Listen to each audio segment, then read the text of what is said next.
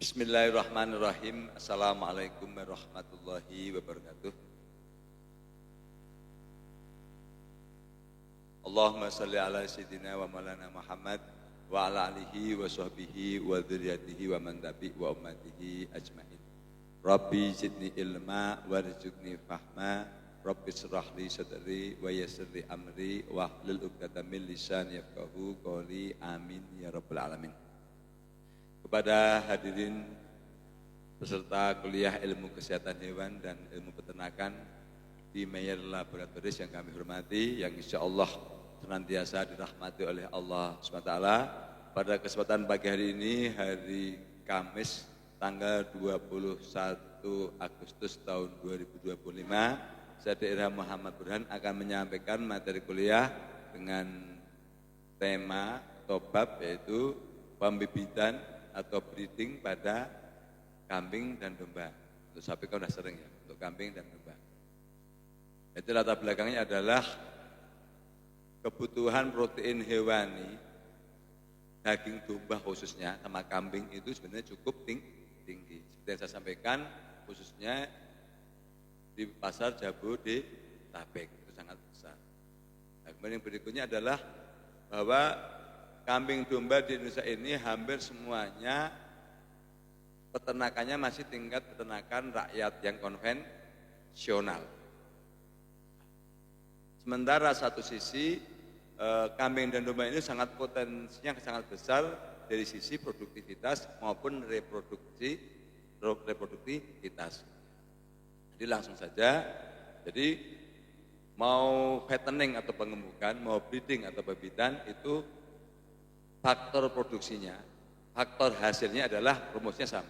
Jadi reproduksi atau produksi sama dengan G plus E. Jadi artinya tetap faktornya dua itu, genetik atau bibit dan tata laksana atau environment, perlakuan lingkungan.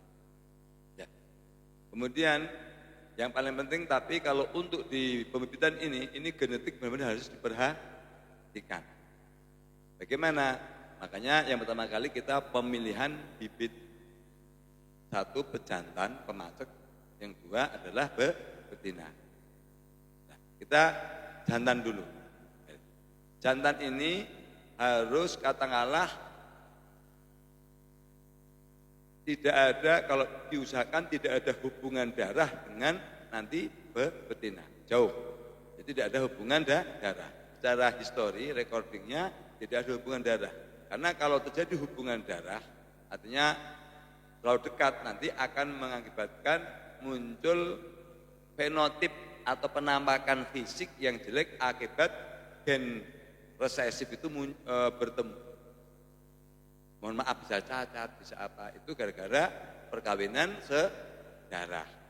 Jadi misalkan jauh dari darah. Nah, kemudian secara fisik, pejantan ini satu usia itu kalau di bawah setahun dia nggak akan kuat macet. Itu udah hukumnya kalau pejantan. Kalau pejantan paling matang dewasa kelamin itu di 2 tahun, 1,5 juga. Jadi beda ya, beda sama kita mau fattening. Jadi paling ideal pejantan itu untuk katakanlah sebagai pemacek itu usia paling ideal di 2 tahun. 1,5 tahun sperma belum terlalu mature atau terlalu matang belum. Tenaga juga belum. Nah, kemudian yang penting postur. Postur satu tidak terlalu gemuk, tidak terlalu kurus. Gemuk nggak boleh juga. Jadi kalau enggak, jadi nggak akan lincah. Paham ya? Jadi jantan ini dia harus sedang. Berapa berat ideal? Berat ideal itu maksimal di 50 kilo pejantan. Yang penting rangkanya bagus. Yang penting tulang belakang panjang, kakinya panjang, cukup itu aja betul. Jadi tidak butuh gemuk. Contoh domba adu yang enggak bisa.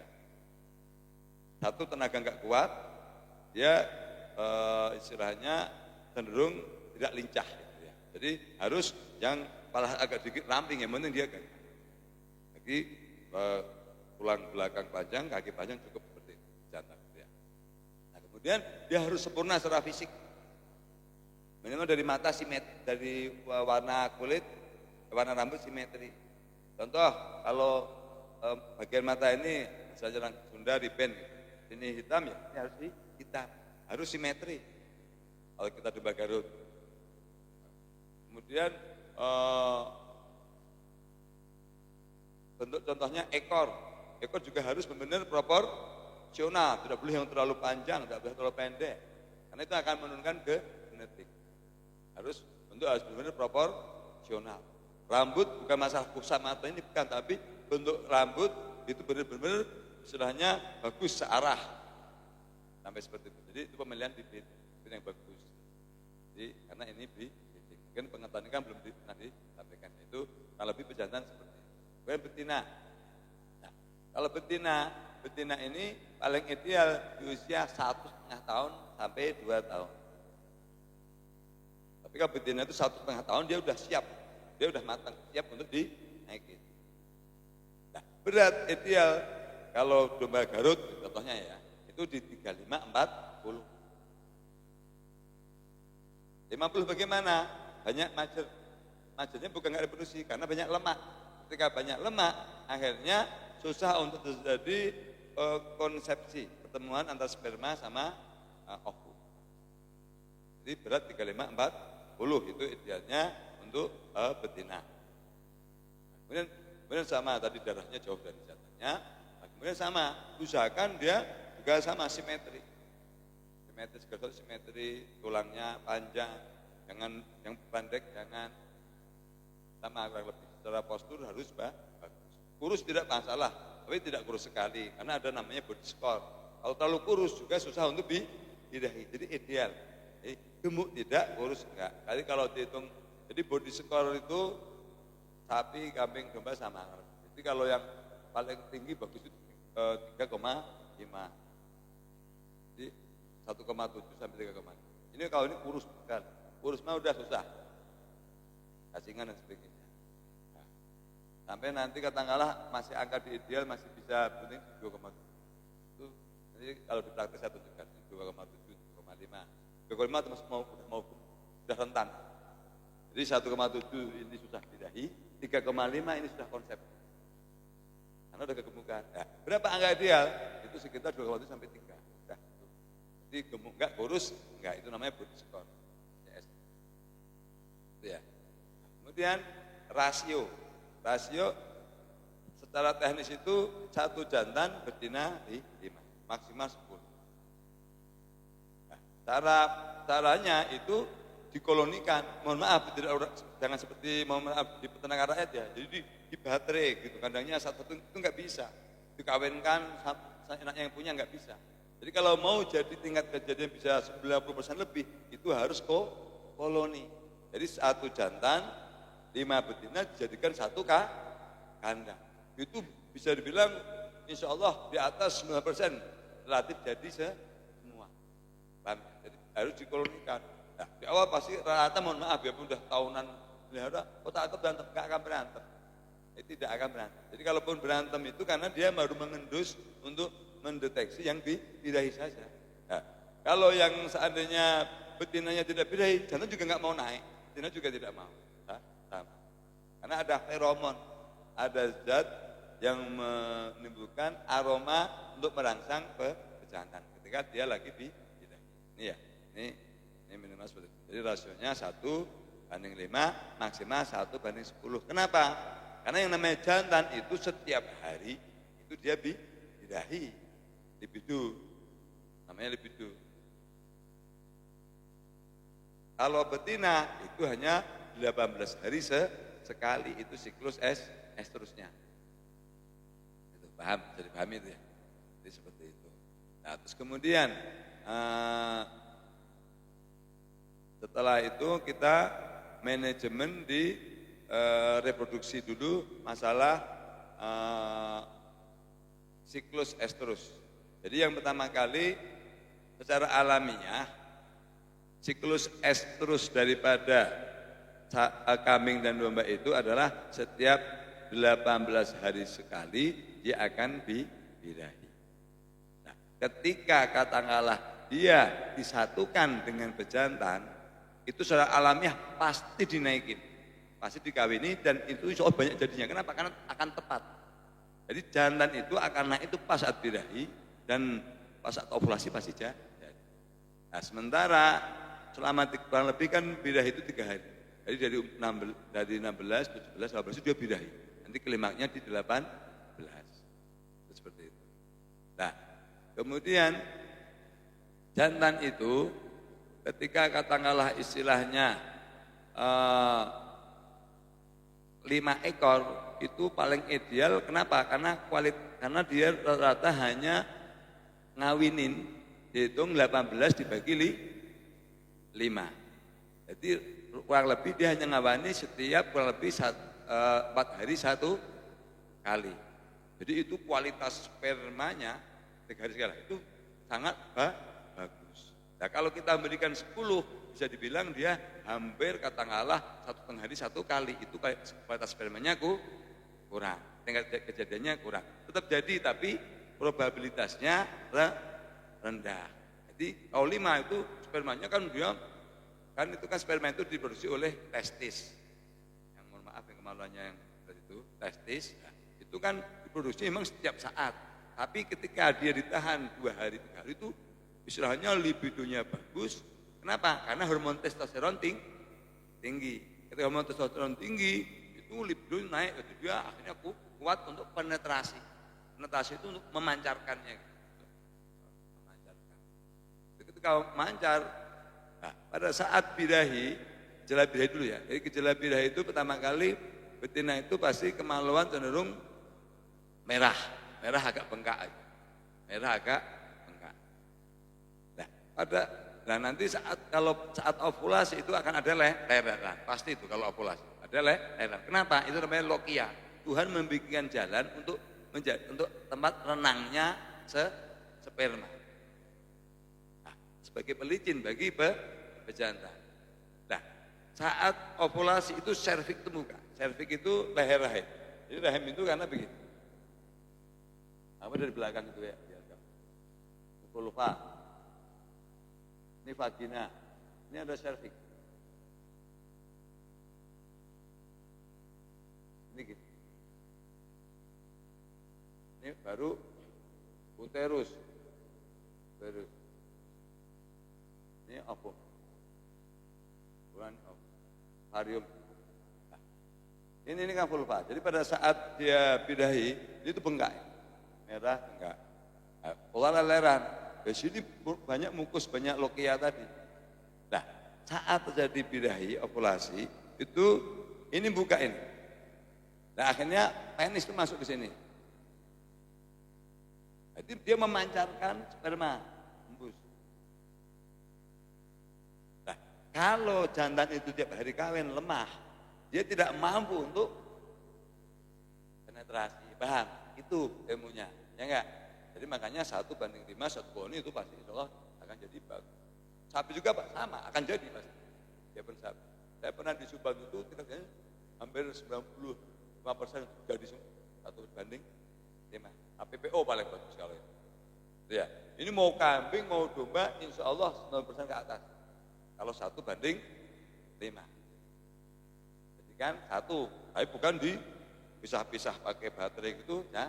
Jangan, rata-rata kan disuka-suka jangan. Jadi, itu kalau itu meter. Kalau pengembukan itu silakan. Tapi kalau breeding harus kolonis. Paham ya? Nah, setelah seperti itu, kemudian anggap aja udah birahi. Jadi akhirnya konsepsi, akhirnya jadilah bentuk embrio, kemudian implantasi nempel ke sini. Itu akhirnya terjadi kebuntingan pregnan. Di kebuntingan. Nah, ketika terjadi kebuntingan itu tandanya jadi nanti di 18 hari setelah gejala birahi itu tidak akan ada lagi. Ya, itu tandanya itu aja. Nah, dan domba jantan juga nggak mau naik tandanya, makanya itu paling dimonitoring, jadi makanya didata. Nah, kemudian bagaimana kalau kita ingin semuanya birahi serentak? Itu namanya sinkronisasi estrus, biar semuanya serentak. Contoh ini ada domba 5 ekor, ini biar kawinnya sehari semuanya kawin. Itu kalau untuk kawin alami repot, harus ada pejantan 5. Karena enggak akan kuat. Beda kalau kawin namanya artificial insemination. Jadi kecuali kawin suntik. Paham ya? Jadi kalau nanti paling, nah ini paling penting kadang-kadang domba pengen inseminasi. Domba itu kawinnya rata alami. Jadi bukan nggak bisa, dia tidak berguna kita inseminasi kecuali kita menyiapkan pejantan 5. Apa resikonya? Resikonya mereka berantem. Benar enggak? Nah, seperti itu. Paham ya? Jadi kalau ini jawabannya. Jadi kalau untuk kambing sama domba ini kasusnya beda sama sapi. Kalau sapi disosialisasi karena itu petugas yang ngawini. Ya enggak? Tapi kejadiannya juga enggak tinggi menang alami. Ya enggak? Tapi sinkronisasi estrus menggunakan PGF2 alfa atau menggunakan prolis itu jika kawin atau artificial. Nah, itu kan tidak akan capek. Hanya begini-begini 5 orang juga tidak apa-apa. Tapi kalau kan jantan 1 ngelawan 5 juga tidak akan kuat. Paham ya? Jadi ini takutnya yang tanya apa fungsinya sinkronisasi? Gak efektif. Ilmiahnya begitu, rasionalnya. Ya, paham ya? Nah, kemudian udah itu. Usia kebuntingan itu, bukan usia, panjangnya kebuntingan itu kalau domba itu kambing sama domba lebih sama 155 hari. Kadang-kadang ada yang 148, 145 ada untuk kambing kadang-kadang. Tapi kalau domba cenderung lebih, rata-rata di 150 sampai 155 hari. Berarti 5 bulan. Gitu. Nah, dari sini kita bisa ngukur. Habis dikawini, contoh katakanlah tanggal 1 September mereka bidahi, kemudian dimonitoring dalam beberapa hari ke depan, kok tidak ada bidahi lagi, berarti jadi. Berarti mulai tanggal 1 itu kita hitung 5 bulan ke depan. Paham ya? Jadi bisa dihitung. Apa fungsinya?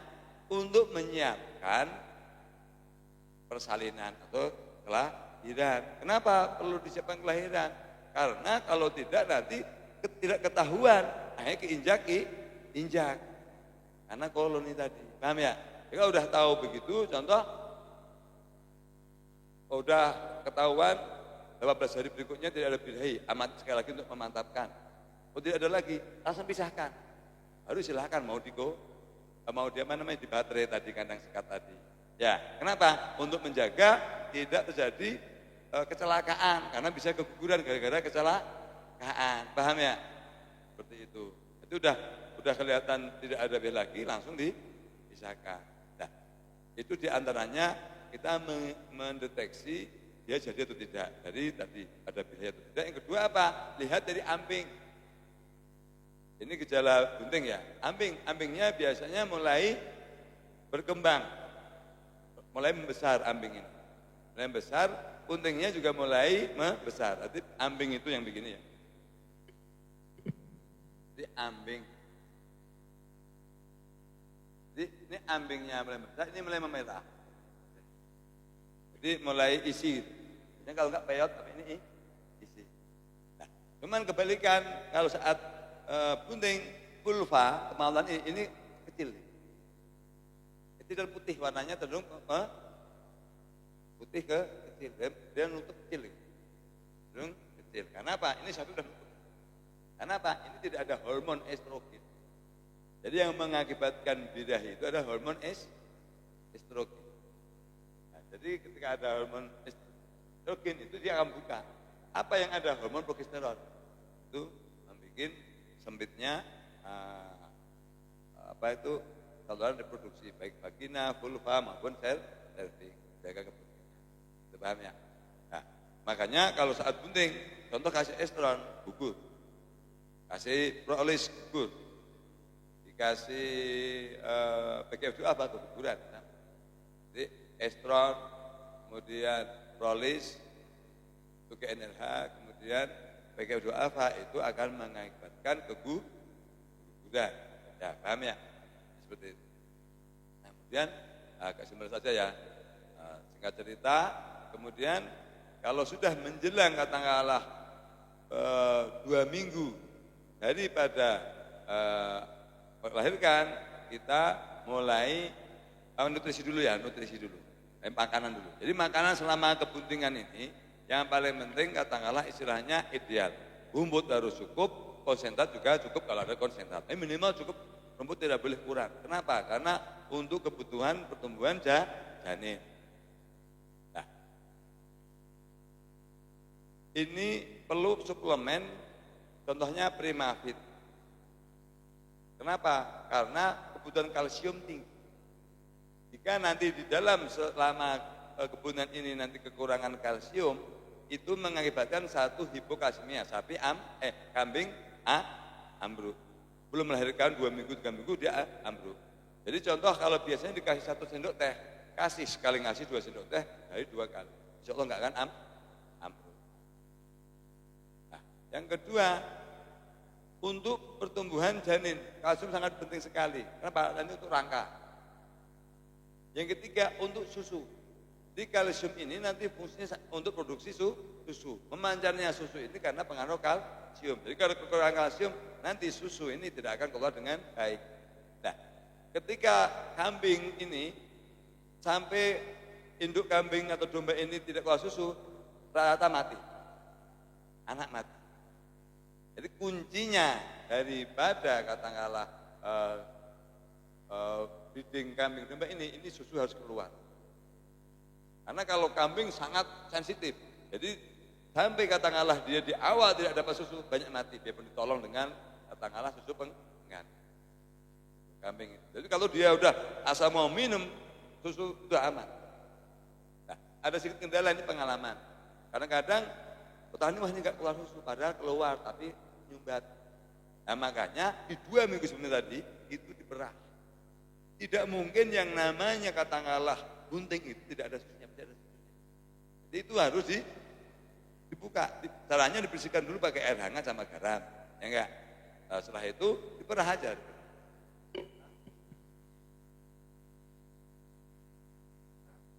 Aman. Nah, kenapa?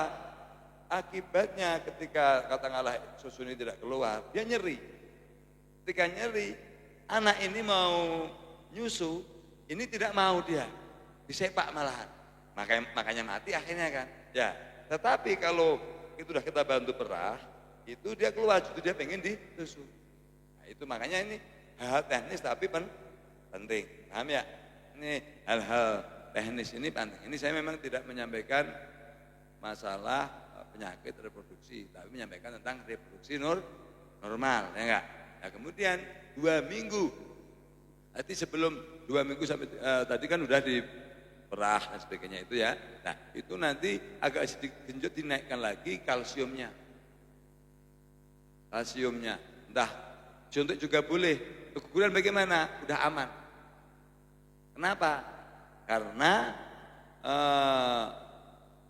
kurang lebih 2 minggu itu kalau pahitnya keguguran, kalau kebanyakan kalsium bisa keguguran, itu dia sudah matur, udah matang, udah aman. Ya enggak?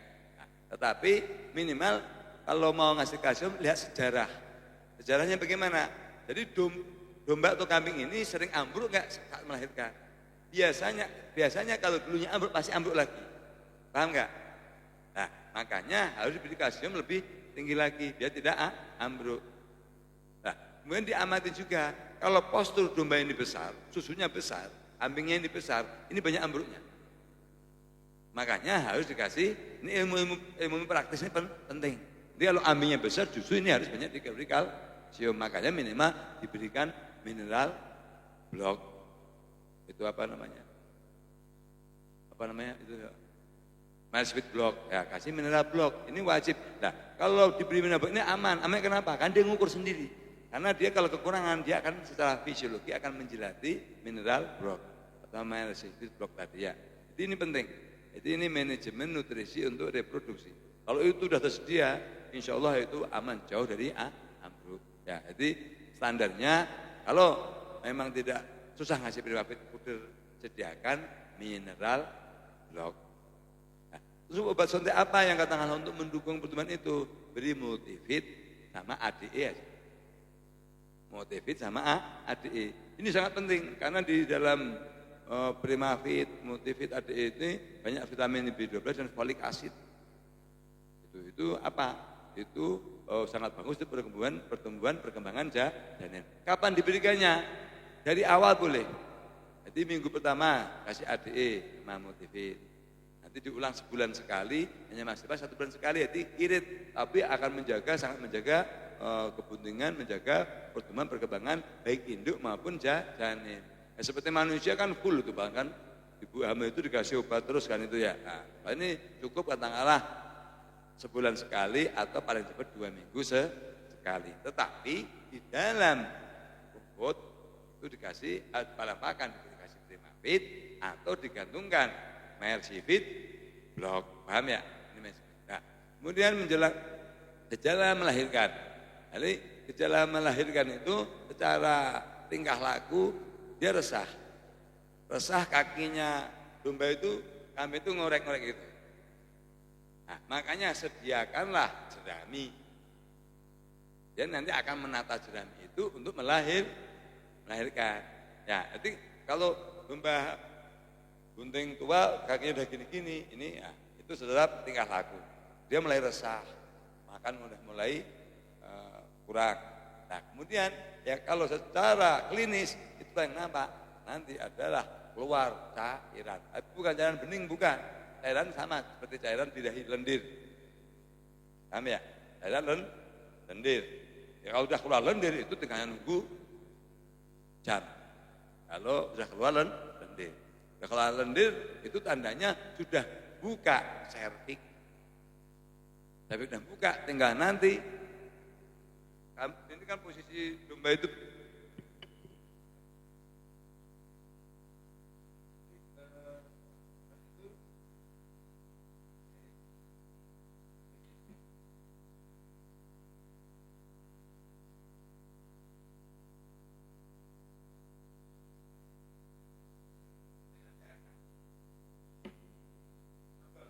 akan apa namanya?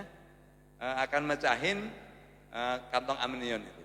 Pecah, udah, sahabat. Itu hebatnya Tuhan. Itu nanti jadi peliti. Nanti kalau urusan distokia, sungsang ini saya terangkan di kasus reproduksi. Ini kan reproduksi normal. Nah, setelah itu menjelang kelahiran, kita udah tahu gejala itu harus segera mungkin menyiapkan jerami. Minimal rumput kering, bukan kain. Tapi jerami. Kenapa jerami ini? Dia akan menyerap cairan itu dan merangsang saraf domba cepat berdiri. Anak kambing domba itu cepat berdiri. Kalau enggak jerami atau rumput kering, susah berdirinya. Itu paling. Nah, setelah itu kurang lebih antara 30 menit sampai 1 jam nanti akan keluar plasenta. Plasenta kalau orang sini namanya Bali. Bali. Akan kawah hari-hari. Jadi dia plasenta yang ini ada namanya, ada kotor dan sebagainya, bentuknya seperti daging. Nah, ini kan tempat macam-macam. Jadi tempat membuangnya residu kotoran daripada, dan itu hanya ke situ, hebatnya Tuhan. Nyemut-muter di situ. Nah, nanti udah keluar, itu nanti akhirnya secara alamiah akan dimakan oleh induknya. Sebagai apa? Sebagai nutrisi, sebagai tenaga. Ada darah, ada daging. Dimakan, itu hampir semuanya dimakan. Kalau manusia kan dikubur. Kalau kambing, domba itu dimakan. Dimakan, itu menjadi tenaga bagi dia. Paham ya? Memang enggak apa-apa, itu memang itu fisiologi normal. Fisiologi normal itu pasti dimakan. Fisiologi normal. Nah, kemudian treatment, bagaimana memperlakukan kalau kita menemukan yang baru lahir itu langsung dibersihkan hidung sama mulutnya dari cairan. Kemudian kaki belakang diangkat begini biar semua cairan keluar. Intinya untuk bernafas. Kemudian tubuhnya dilap dengan kain anduk. Kenapa? Biar nyerap cairan amnion tadi sehingga dia cepat hangat. Jadi makanya jerami tadi menghangatkan. Dan nanti sealamiah dia akan dijilatin oleh induknya. Itu jilatin itu tujuannya untuk mengeringkan dan merangsang agar berdiri. Paham ya? Seperti itu. Nah, setelah sealamiah nanti dia akan kalau udah berdiri udah aman, dia tinggal nyari susu selama susunya sudah keluar air susu. Dia akan nyusu, dia akan berdiri. Nah, kemudian setelah itu induknya ya cukup dibersihkan aja dengan air hangat sama garam sama larutan B tadi, iodin. Jadi 1 liter kasih aja 2 tutup botol seperti ini ya. 1 liter 2 tutup ini untuk membersihkan biar enggak infeksi. Masukkan ke kasihkan. Masukkan udah enggak usah terlalu repot kalau normal. Yang penting tidak infeksi saja. Nah, setelah itu biar aman disuntiklah pen strap. Kalau enggak disuntik masukkan aja pen strap dilarutkan. Contoh pen strap kalau domba contoh kasih 3 mili. Tambah Aquades kurang lebih sampai 20 mili. 17 mili semprotkan aja ke dalam vagina. Itu lagi buka semua. Uterus itu lagi buka. Jadi pasti masuk. Setelah dibersihkan tadi ya. Masuk semuanya. Itu apa fungsinya? Itu nanti akan cepat birahi kembali. Kenapa? Karena tidak ada infeksi. Kalau infeksi itu susah untuk birahi kembali. Semprotkan ke dalam itu. Nah, kemudian untuk sebagai tonikum suntik vitamin B12 karena itu pasti anemia dan segera mungkin dikasih rumput biar dia makan. Suntik vitamin B12 kemudian sama disuntik dengan tadi apa itu pen strap tadi ya. Jadi pen strapnya suntikkan boleh atau semprotkan juga boleh. Tapi malah bagus sebenarnya kalau itu lokal aja disemprot kan ke dalam saluran reproduksi. Nah, kemudian ditambah dexamethasone juga boleh. Kenapa? Dexamethasone nanti dia akan mengeluarkan semua kotoran. Jadi dexamethasone itu paling efektif kortison. Kortison itu paling untuk kepentingan untuk melahirkan bagus. Jadi dia lebih bersih. Jadi suntik dexamethasone 1 menghilangkan nyeri, 2 mengeluarkan kotoran. Jadi kurang lebih jadi seperti itu. Nanti kemudian selama 1 minggu pertama ini domba harus nyusu full. Nah, kalau kambing domba nyusu full ini banyak selamatnya. 7 hari kesana pasti selamat. Nah, nanti setelah itu kalau biar cepat reproduksinya kasih kesempatan nyusu maksimal 1 bulan saja. 1 bulan setelah itu langsung disapih. Kalau nggak disapih nanti nggak birahi lagi. Akhirnya kelamaan untuk reproduksi. Jadi akhirnya butuh waktu berapa? Jadi 2 minggu pertama kali anggap aja kita hanya persiapan. 5 bulan ring. Kemudian 1 bulan lagi menyusui. Jadi anggap aja total ketemunya 6,5 bulan. Berarti akhirnya kurang lebih 14 bulan itu bisa 2 kali melahirkan. Tetapi kalau pakai ilmunya 3 bulan menyusui itu pasti akan akhirnya 3 ditambah 5, 8 bisa dibilang ya 1,5 tahun cuman 2. Ya itu makanya manajemen pada saat itu paling penting kalau breeding, paham ya? Jadi apa udah aman? 1 bulan sangat aman, 2 minggu juga aman. Kenapa? Karena domba itu di 2 minggu dia udah latihan makan. Jadi pasti kuat. 1 bulan dia udah lincah makan, tapi masih nyusu kalau kalau enggak disape. Nah, kalau disape sudah enggak akan nyusu, induknya kawin, dia tumbuh berkembang sudah aman. Kenapa? Sudah 1 bulan menyusui itu kolostrum dapat, kemudian untuk pertumbuhan rangka sudah dapat karena 1 bulan itu sudah cukup untuk kambing dan domba. Jadi ilmunya sedikit sebagai penutup. Jadi kualitas konsentrasi susu kambing dan domba itu kurang lebih 3 kali lipat susu sapi. 3 kali lipat. Nah, makanya kental dia. Jadi artinya kita ngasih susu sapi itu katakanlah 100 mili, dia cukup 30 mili. Susu kambing sama domba itu. Jadi dia lebih tinggi. Jadi sebenarnya ya sama-sama aja, hanya dia lebih pekat, lebih kental, konsentrasinya tinggi. Paham ya? Jadi makanya ketika dia susunya besar, kemudian anaknya cuma 2, itu pasti ya kan domba itu rata-rata 2. Satu dia maksudnya polipara.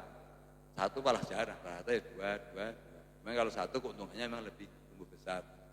Tapi jadi rata-rata minimal 2. Jadi makanya secara ekonomi domba sekali melahirkan rata-rata kambing 2. Selama 1,5 tahun dia berarti menghasilkan 4. Terus itu kan sudah ukur, makanya akan cepat berkembang terus kalau kita beternak kambing dan domba. Jadi demikian apa yang saya sampaikan tentang reproduksi kambing domba, semoga bermanfaat bagi masyarakat khususnya masyarakat peternak domba. Terima kasih. Billahi hidayah. Wassalamualaikum warahmatullahi wabarakatuh.